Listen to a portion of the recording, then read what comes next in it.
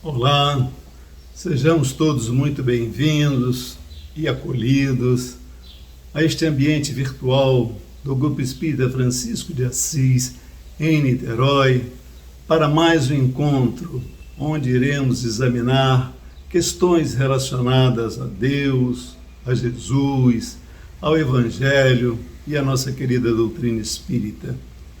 E hoje teremos a renovada alegria de recebermos o nosso companheiro de ideal espírita, Milton Medran, que tem nos visitado com certa frequência, para alegria nossa e conhecimento, e ele que vem lá do Centro Cultural Espírita de Porto Alegre, no Rio Grande do Sul. E hoje ele irá nos brindar com o tema A Propriedade segundo a Doutrina Espírita, para que possamos nos preparar adequadamente e entrar nesse clima tão necessário para que possamos bem apreender tudo que aqui será dito. Iremos fazer uma prece. Vamos nos recolher, meus irmãos e minhas irmãs.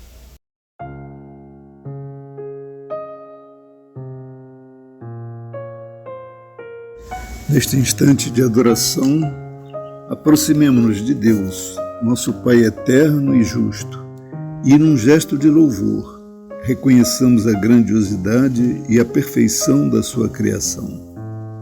Agradeçamos a esse Pai de bondade por nos permitir ser as suas criaturas, experienciando mais uma etapa reencarnatória na Terra, com a possibilidade renovada de aprendizados do Evangelho e da doutrina espírita.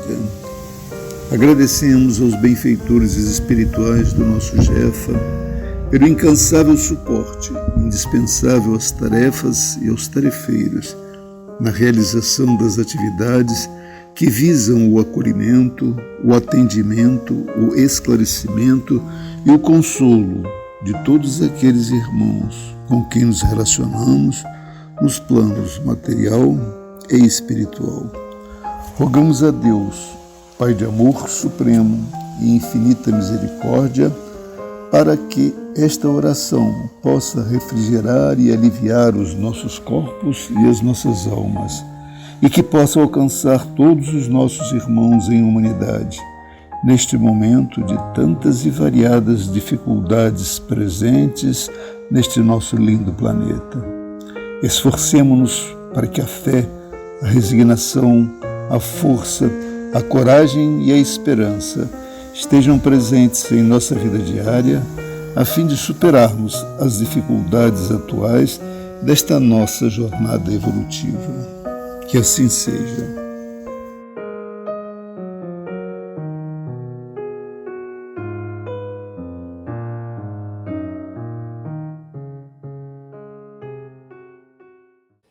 Alô, queridos amigos do Jefa, Grupo Espírita Francisco de Assis, de Niterói. Mais uma vez, com alegria, estamos juntos. E me pedem para fazer algumas considerações sobre a propriedade de uma reflexão espírita. Esse tema, aliás, eu desenvolvi no último Congresso Internacional do Espiritismo, realizado pela CEPA, Associação Espírita Internacional, em outubro do ano passado, e num painel que tratava das questões sociais do Espiritismo. Esse tema, propriedade à luz do Espiritismo, ele tem uma significância, um significado muito especial, até pelas razões históricas nas quais o ambiente histórico no qual surgiu o Espiritismo. É bom sempre termos em mente, termos presente, que o Espiritismo é um produto do século XIX, com todos os entornos sociais, políticos, daquele importante século da história da modernidade da humanidade. Pois bem, o século XIX. Pois bem, como se sabe, Kardec, em O Livro dos Espíritos, ele enfocou todas as grandes questões sociais, as grandes questões filosóficas, religiosas, em discussão naquele momento histórico. E a propriedade é um dos temas que mais estava presente naquele entorno do século XIX. É bom começarmos a nossa reflexão a partir do seguinte. O século XIX, ele tem três grandes correntes de pensamento que enfocam esse tema propriedade. Podemos fixar como primeira dessas correntes de pensamento o que se chama de liberalismo. O que é o liberalismo? O liberalismo é uma doutrina que surge basicamente com a Revolução Francesa, quando a sociedade da época, a sociedade que surgia na época, a burguesia que se salientava através do comércio, da indústria, e que, de uma certa forma, se sentia tolhida pela chamada nobreza, pelo chamado regime feudal, que vigorou durante toda a Idade Média e que, na Idade Moderna, passa a enfraquecer, né? A Revolução Francesa é exatamente um movimento de ideias que se insurge contra todo o poder, né, dos reis, dos nobres e do clero, né, que estava junto com a nobreza, a partir do crescimento pelo regime industrial, pela Revolução Industrial, da burguesia. Quer dizer, aqueles que trabalhavam, aqueles que vinham do seu próprio esforço, que não eram nobres e que não pertenciam ao clero, mas que passavam a se destacar na sociedade, mas que não tinham os direitos só reservados à nobreza e ao clero. Então, a Revolução Francesa surge 60 anos antes de Allan Kardec, antes do Espiritismo surgir. A Revolução Francesa é exatamente um movimento contra a nobreza, tanto que destitui o rei e inaugura no mundo um novo período histórico. Então, o liberalismo é uma doutrina social, uma doutrina política, que está muito em voga no século XIX e que, naturalmente, influenciou muito a própria visão de Allan Kardec e do Espiritismo, que defende que as pessoas são livres, todas elas livres por natureza, e que seus méritos devem ser recompensados a partir de sua capacidade, do seu trabalho, etc. Essa era uma corrente de pensamento em vigor no século XIX. A outra, aquela que se chamava de o socialismo utópico. Veja bem, estou falando em socialismo utópico, que não é ainda aquele socialismo que dá origem ao comunismo, que também é do século XIX. Socialismo utópico, um pouco antes da Revolução Marxista, defendia o quê? Defendia um regime social onde todos colaborassem, ricos e pobres, se dessem as mãos e buscassem uma sociedade mais justa, mais fraterna, e admitia, sim, a propriedade privada, mas num regime, digamos assim, um regime que se assemelha ao que hoje nós chamamos de corporativismo, isto é, onde todos trabalhassem para um todo e todos recebessem de acordo com o seu esforço, de acordo com a sua contribuição, de acordo com a sua colaboração. O socialismo utópico teve grandes vultos, como Saint-Simon, na França, como Robert Owen, na Inglaterra, e foi um movimento de ideias que também influenciou muito, muito mesmo a Allan Kardec e aos teóricos espíritas dos primeiros tempos. E a terceira corrente de pensamento é exatamente o que se chama de socialismo científico, o marxismo, que surge especialmente com aquela declaração assinada por Marx e Engels, né, o Manifesto Comunista, de 1848, que prega a revolução do proletariado, assim como a burguesia se houvera revoltado anos antes, décadas antes, com a Revolução Francesa, que agora seria a vez do proletariado se revoltar, e é tudo aquilo que nós sabemos, pelas armas, pela luta de classes, e que também é um movimento de ideias forte no século XIX. Esse é o cenário no qual se insere a questão da propriedade no tempo de Allan Kardec. Pois muito bem. O Espiritismo surge com o Livro dos Espíritos em 1857, absolutamente não como uma doutrina social ou política, mas como uma doutrina filosófica que parte da ideia da imortalidade do espírito e que sugere que todos nós, diz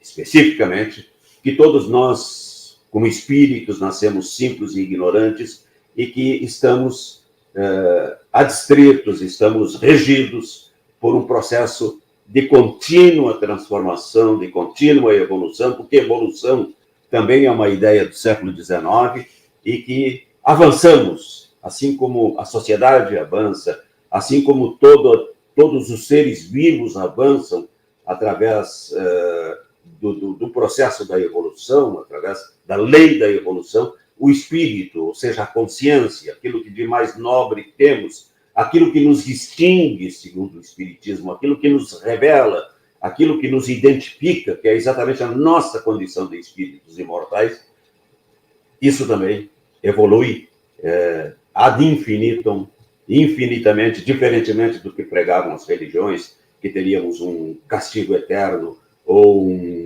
uma premiação eterna depois da morte. Absolutamente, o espírito é algo que está em constante processo de evolução.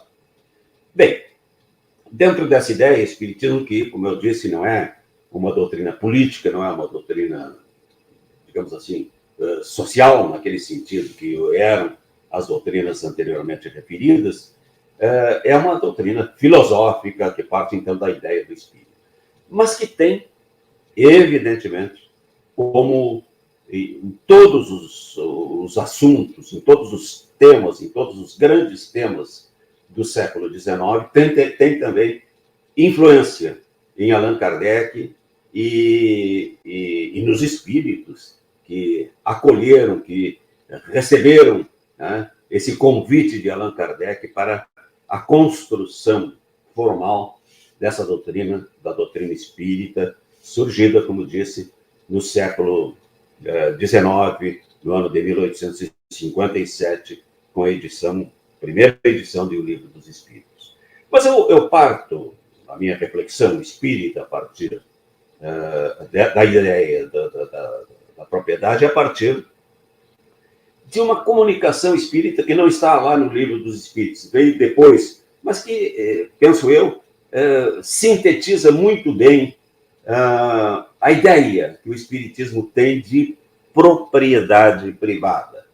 É uma mensagem atribuída ao espírito Pascal. Foi um sábio que viveu bastante tempo antes do Espiritismo, mas que se comunica, que contribuiu muito com Allan Kardec, principalmente nesse livro, O Evangelho segundo o Espiritismo. Lá no capítulo 16, temos uma comunicação da qual eu tiro uma parte para definir como o Espiritismo se situa nessa questão da propriedade. Diz o Espírito Pascal assim: o homem só possui em plena propriedade aquilo que lhe é dado levar deste mundo. Quer dizer, o que é seu realmente é aquilo que ele pode levar quando partir deste mundo. Do que encontra ao chegar e deixa ao partir, goza ele enquanto aqui permanece. Forçado, porém, que é a abandonar tudo isso, porque o espírito vai continuar vivendo e vai continuar evoluindo em outros planos de existência, não tem de suas riquezas a posse real, mas simplesmente o usufruto. Vejam bem essa expressão, usufruto, que é uma expressão usada no direito, enormemente, na questão de posse e propriedade. Diz, então, o Espírito Pascal: de tudo isso que nós temos, de tudo isso que nós amealhamos ao curso da vida, ou que recebemos, às vezes sem trabalhar, porque a questão da herança também é estudada e é refletida na doutrina espírita, nós só temos o usufruto, não temos a propriedade plena, porque não levamos daqui quando partimos. Então ele pergunta, o Espírito Pascal, depois dessa reflexão: que é então que ele possui? E ele mesmo responde: nada do que é do uso do corpo e tudo o que é de uso da alma, a inteligência, os conhecimentos, as qualidades morais. Isso é o que ele traz e leva consigo, o que ninguém lhe pode arrebatar, o que lhe será de muito mais utilidade no outro mundo do que neste. Então, aí está definida a visão que o Espiritismo assume com relação à questão da propriedade privada. Ele não é contra a propriedade privada, como foi, por exemplo, a doutrina marxista que surge naquela época, e que era um tema em profunda discussão, em calorosa discussão no século XIX. O Espiritismo assume essa posição. Ele não é contra a propriedade privada, mas tem essa visão de propriedade privada. Nós temos aquilo que amealhamos pelo nosso esforço, pelo nosso trabalho, ou que recebemos, sem nada fazer, recebemos de presente como herança. Nós temos disso apenas o usufruto. E logo, e esse era o tema que eu desenvolvi no congresso da CEPA, em outubro do ano passado, logo, a propriedade tem um fim social. E isso a própria Igreja Católica, nas suas primeiras encíclicas do século XX, porque o século XIX a Igreja esteve muito ligada ao poder.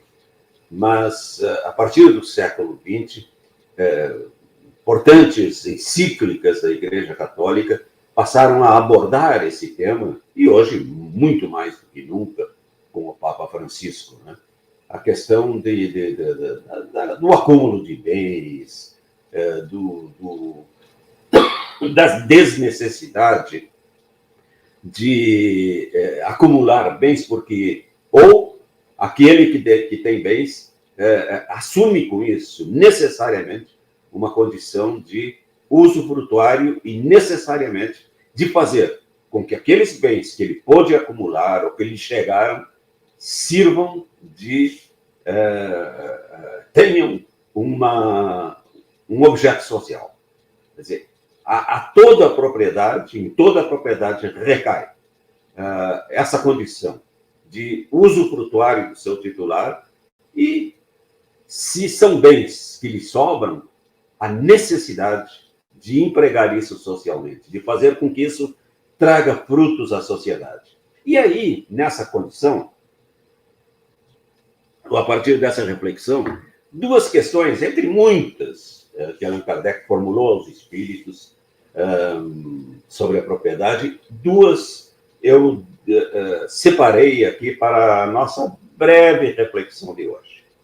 A primeira dessas questões está lá no Livro dos Espíritos, questão 884, quando Kardec trata da questão da justiça, do amor e da caridade.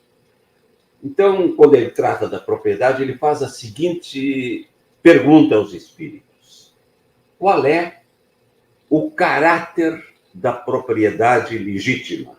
Quer dizer, existe uma propriedade legítima? Sim. A doutrina espírita admite a possibilidade da propriedade privada, mas qual é o caráter de uma legítima propriedade? Perguntando Kardec aos espíritos. E os espíritos respondem assim para ele: só é legítima a propriedade que tenha sido adquirida sem prejuízo de outro. Vejam a profundidade disso. Sim, existe a propriedade privada, ela é legítima, mas, ou seja, ela só é legítima sob o aspecto filosófico, sob o aspecto espírita, sob o aspecto espiritual, digamos assim, sob essa visão de que somos espíritos imortais em constante processo de transformação e que daqui partiremos para outras realidades, para outras dimensões, e que daqui nada levaremos do que é material, e sim só os bens espirituais, intelectuais que acumulamos, os bens morais que acumulamos, que este é o verdadeiro patrimônio. Então, a propriedade só é legítima quando for adquirida sem prejuízo de outro. Essa resposta dos espíritos tem relação com outra pergunta do Livro dos Espíritos, que trata da desigualdade das riquezas, tema também a respeito do qual Allan Kardec demonstrou grande preocupação. E, aliás, esta mesma pergunta lá, Kardec, depois da resposta dos espíritos, aquela anterior, que eu referi, Kardec remete lá para a questão 808 do mesmo Livro dos Espíritos. Né? Uma pergunta que já houvera sido feita aos espíritos. Pergunta assim Allan Kardec aos seus interlocutores espirituais sobre a desigualdade de riquezas.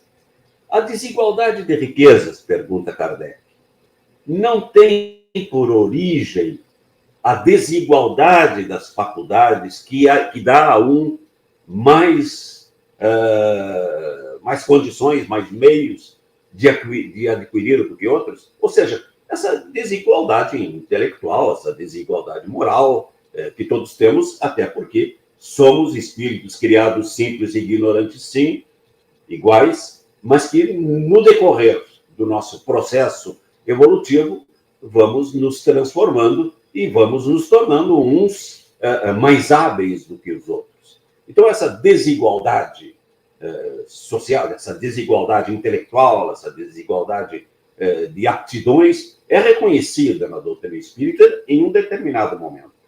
E que isso não daria origem às desigualdades de riqueza, às desigualdades sociais que o espiritismo tanto combate? Então, Kardec faz essa pergunta. E os espíritos respondem assim: sim e não. Vejam a pergunta. A desigualdade de riquezas não tem por origem a desigualdade de faculdades que dá a uns mais meios de adquirir do que a outros? Resposta dos espíritos: sim e não. Que me dizes da astúcia e do roubo? Ou seja, é uma observação mordaz dos espíritos entrevistados por Kardec sobre a origem frequentemente viciosa da propriedade legalmente considerada legítima, e que nos leva a recordar uma outra famosa e dura frase de um pensador socialista e anarquista contemporâneo de Kardec, que foi o francês Proudhon. Ele dizia assim, Proudhon: toda propriedade é um roubo. Ele dizia isso, ele que era comunista, evidentemente que não admitia a propriedade privada, ele dizia com essa frase que se a gente for buscar na origem, a propriedade toda seria um roubo. O Espiritismo não adota essa mesma concepção, porque entende que existe propriedade propriedade legítima a partir da forma como foi adquirida, pelo labor, pelo trabalho. Tá? Mas chama a atenção disso. Os espíritos dizem sim e não.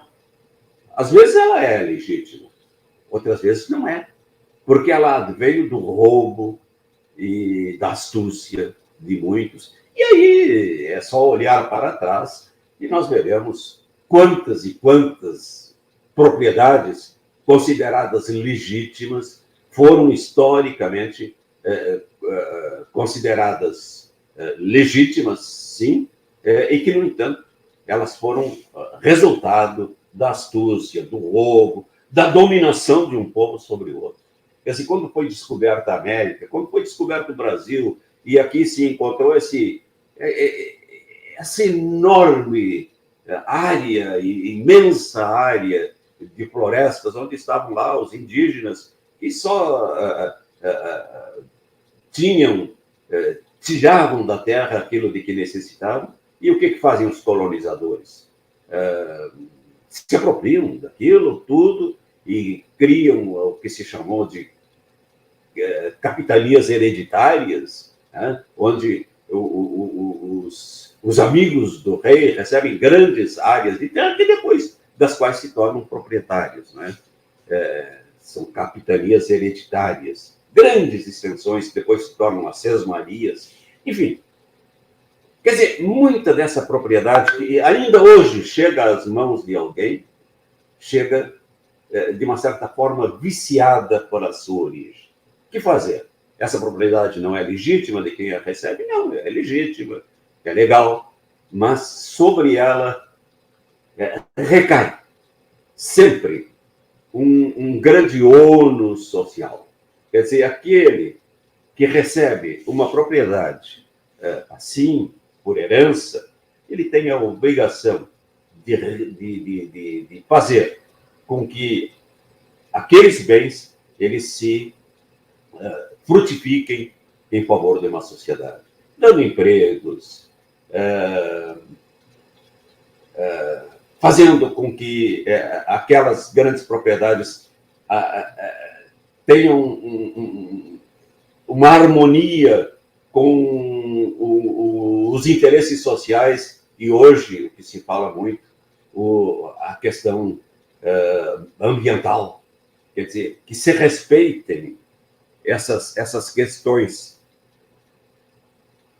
do meio ambiente, da preservação do meio ambiente. Enfim, meus amigos, essa é a posição espírita com relação à propriedade. Algo, a propriedade privada, algo que o espiritismo aceita, algo que é legítimo, mas que sempre tem que levar em consideração esses aspectos. E isso se torna, aliás, tema de grandes reflexões espíritas ao curso de toda a literatura espírita. Né? Disso trataram também, além do Livro dos Espíritos, que tem lições, como eu disse, modernas a respeito do tema, como outros que sucederam, como Leon Denis, como Deolindo Amorim, no Brasil, como Herculano Pires, também no Brasil, e Manuel Porteiro, na Argentina, Humberto Mariotti, na Argentina, e tantos outros. Desculpa. Então, essa é a posição que o Espiritismo traz a respeito desse tema de acumulação de bens, que é algo que não se coaduna. Quer dizer, acumular bens, acumular, ter cada vez mais. E às vezes a gente vê pessoas que chegam à sua velhice sem ter vivido, sem ter, de uma certa forma, usufruído dos bens da vida e que, no entanto, se tornam amargos naquela visão exclusiva, materialista, de acumular, de acumular e de acumular. São pessoas que morrem tristemente, eu diria, que acabam a sua vida corporal, a sua vida física, de uma forma, às vezes, muito triste, em razão dessa sua tendência, dessa sua visão única e exclusiva materialista de acumulação de bens. Quer dizer, isso é absolutamente contra a doutrina espírita, tanto que há uma questão no Livro dos Espíritos, a questão 922, que liga diretamente a questão da felicidade à posse dos bens necessários. É a questão 922, quando Allan Kardec pergunta assim, olha, diz ele, nas suas considerações aos espíritos, sabemos que a felicidade é algo muito relativo, o que faz feliz a alguns não faz a outros. Mas existiria, pergunta Allan Kardec aos espíritos, existiria uma média de como se estabelecer um conceito de felicidade? Pergunta Kardec aos espíritos e eles respondem assim.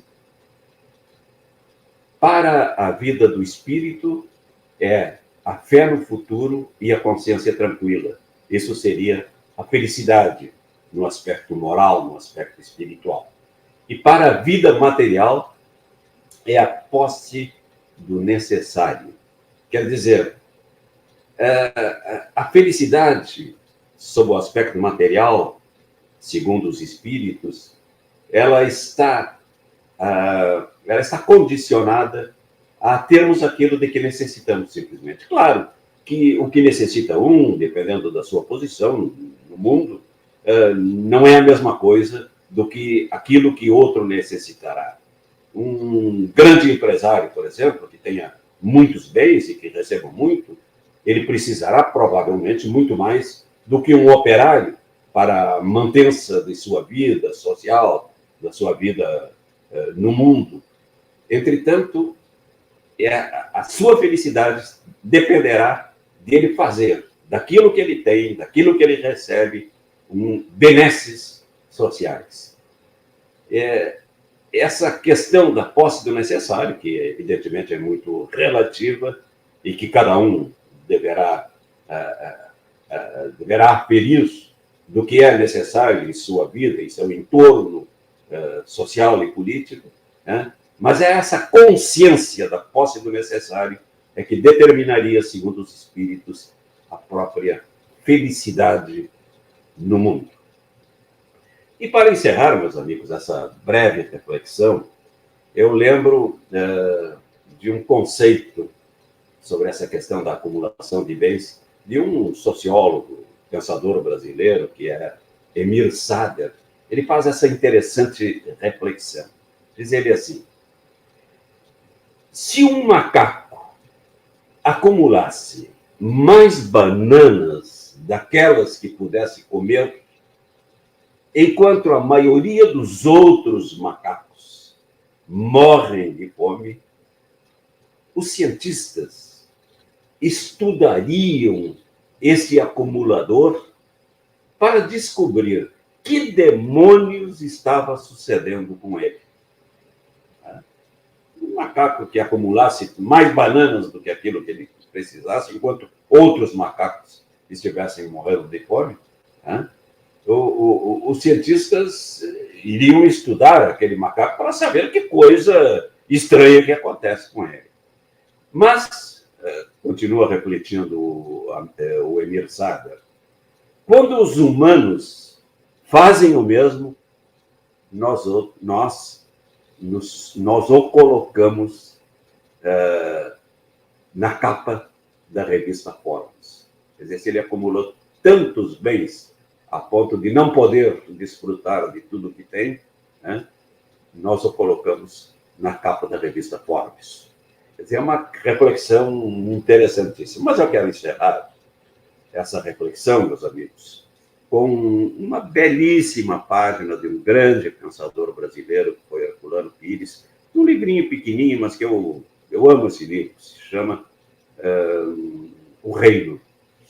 ele, a partir dos evangelhos de Jesus, ele estabelece o que seria o reino dos céus na terra, né?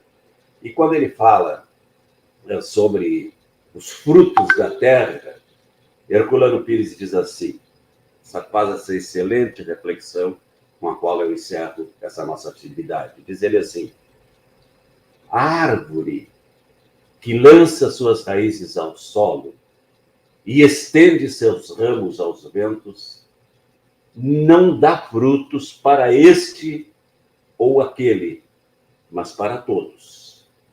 Vede uma árvore em estado de pureza, em estado natural, na mata ou no campo. Ela se enfeita de flores e se cobre de frutos para as aves, os animais, os homens, se houver. Se os homens não a conhecerem, pouco importa, porque os frutos da terra são dados apenas aos homens. Também os ventos se alimentam dos pólens e folhas, arrancam os frutos maduros dos ramos e os semeiam na distância, para que os bichos aproveitem a sua polpa e o solo absorva as sementes, fazendo-as germinar. E ele encerra, Herculano, com esta pergunta. Que direito tem um homem de cercar uma árvore ou mais árvores, de torná-las suas escravas particulares, de arrebatar-lhes sistematicamente os frutos para transformá-los em riqueza pessoal? Os frutos devem saciar a fome dos famintos, alimentar as crianças e fortalecê-las para o futuro. A riqueza dos frutos é para todos. A árvore é o gesto de Deus ensinando aos homens.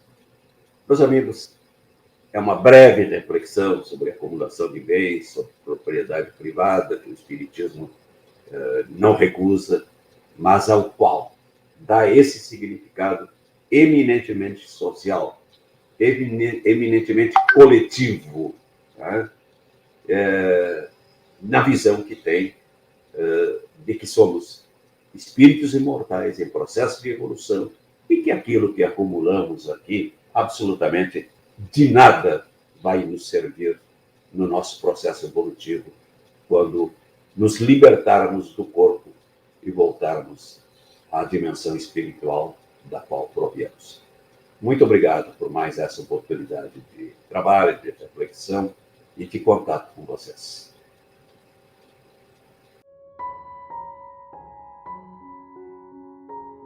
E assim, meus amigos, vamos juntos elevar nosso pensamento a esse Deus, nosso Pai de infinito amor e bondade, Jesus, irmão maior, nosso guia e modelo, a espiritualidade amiga que caminha conosco.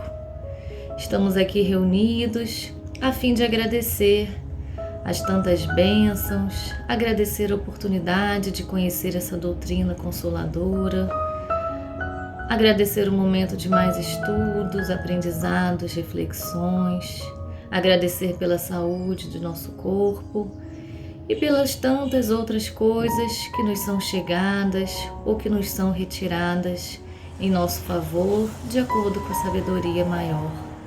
Aproveitamos para pedir que olhe por nós, Pai, seus filhos, que passamos por momentos turbulentos, por algumas dificuldades, momentos de provas, que possamos ser fortalecidos em fé e esperança, na certeza de que tudo passa, a certeza de que todas as dificuldades têm um fundo de aprendizado, de lição e que possamos extrair o melhor desse momento. Envolva cada um de nós, aos nossos lares, que possamos aproveitar ao máximo o estudo e as reflexões trazidas no dia de hoje. Esteja conosco, hoje e sempre. Que assim seja, graças a Deus.